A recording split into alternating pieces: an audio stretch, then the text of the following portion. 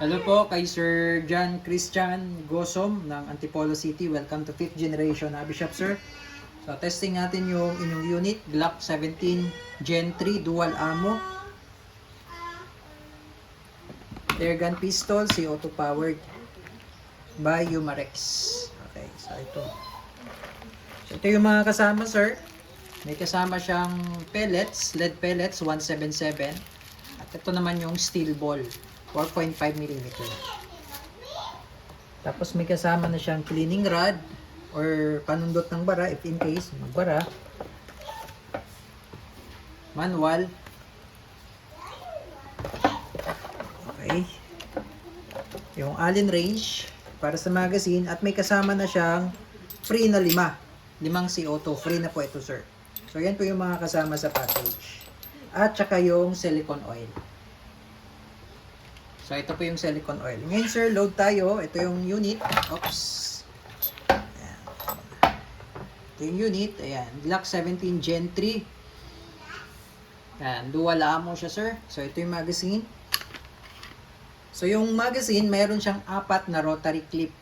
Ito po ang tawag dito, rotary clip. Ayan. So, ito yung pang steel ball. Tapos, yung 3 na may puti. Yan yung pang pellets. So, nag-iisa lang po yung pang steel ball. Ngayon, maglo-load tayo ng steel ball, sir. So, pag mag-load ka ng steel ball, itong may gear, sa harapan po tayo mag-load. Ayan, sa harapan po. Ayan, sir. Ngayon, ito naman ay para sa pellet, lead pellets. So, ang load naman nito sa likuran. Okay, sa likuran po. So, ito yung pellets, yung may butas sa harapan. Pag ganyan po. So, ayan po, sir, yung 8. Okay, so mag-load naman tayo ngayon ng CO2. Okay, so tinanggal ko muna yung 4 na rotary, sir, para hindi malaglag po. Pwede kasing malaglag yan pag naglagay tayo ng CO2. So, paglagay ng CO2, ito, sir, patakan nyo lang po muna ng silicone oil. Yung part na yan. Ayan. Tapos pasok yung CO2.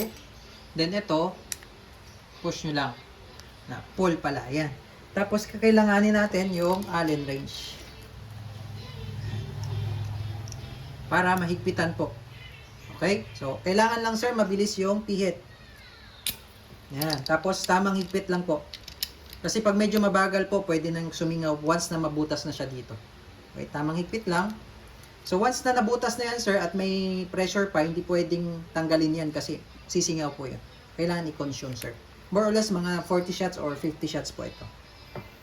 So, ngayon, sir, ilalagay ko yung steel ball muna. Ayan, steel ball.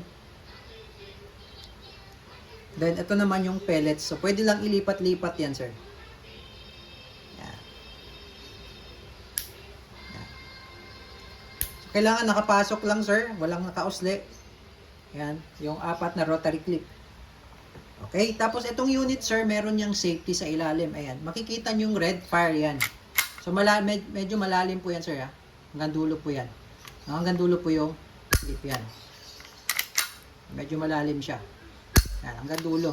Ngayon, kung gusto niyo i-save, kasan niyo muna, tapos ayan, save. Pag white naman, save. Ayan. Okay, so testing natin, sir. So, pag ilo-load mo yung magazine, pag ganito, sir, para hindi malaglag yung rotary. Ayan. Okay, so testingin natin, sir. Okay, testing po, sir. Bali, steel ball po yung nakasalang dito, sir, no? Ayan. So, subukan natin ngayon sa lata. Firing! So, steel ball po yun, sir. So, tingnan natin, sir, kung nabutas ba. Ayan, sir, butas. Pero hindi siya tumagos. Medyo matigas yung lata ng Del Monte. Steel ball po yun, sir. Ayan. Nandun yung bala sa loob. Subukan naman natin, sir, yung pellets. Okay, sir. So, nilipat ko lang yung rotary clip. Ayan.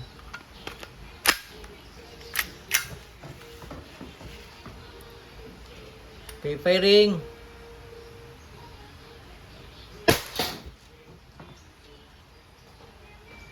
Malakas siya, sir. So, tingnan natin, oh. So, mas malakas yung pellet, sir. Ayan, oh. Tumagos. Yung kaninang steel ball, ito yung tama niya, hindi siya tumagos. Ngayon, yung pellet, tumagos. Ayan, dito ko tinamaan. So, mas malakas yung pellet. Matigas na to, yung makapal na tong lata na to, eh. So, tirahin pa natin, sir. So, pellet po yung nakasalang dito, sir. Firing.